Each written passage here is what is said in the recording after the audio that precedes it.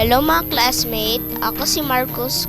I am 8 years old at grade 3 student. Today, papakita ko sa inyo ang routine ko after school. Sa bahay namin, lahat kami ay may mga sariling duties and responsibilities. Kahit ako meron din. Sabi ng parents ko, dapat daw bata pa lang ako, marunong na ako maging responsible.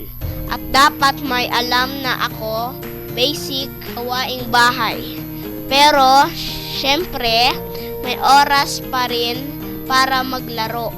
Kasi, karapatan ko daw yun bilang bata.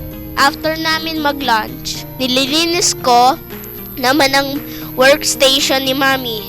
Ito pala ang workstation niya. Isa kasi na VA ang Mami ko. Minsan puyat ang Mami ko, lalo na pag merong meeting sila ng boss niya.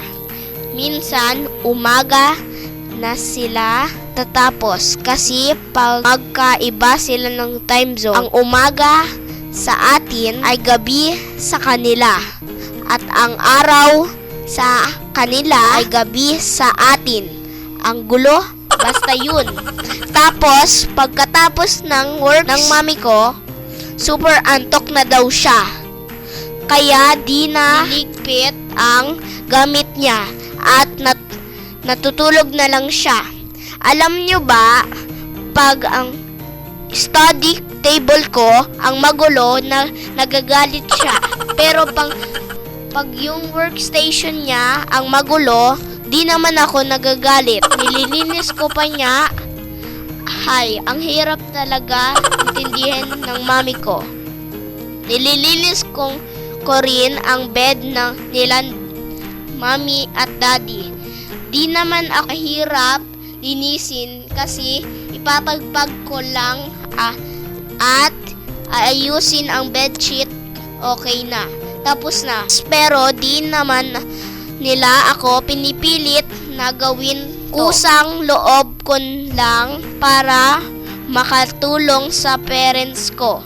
Wala naman kami katulong, saka tinuturuan din nila ako maging responsible habang bata daw ako. Kaya mga classmate, huwag kayong magagalit sa parents nyo kapag inuutusan nila kayo sa mga gawaing bahay kasi ang dami nila ginagawa para sa atin.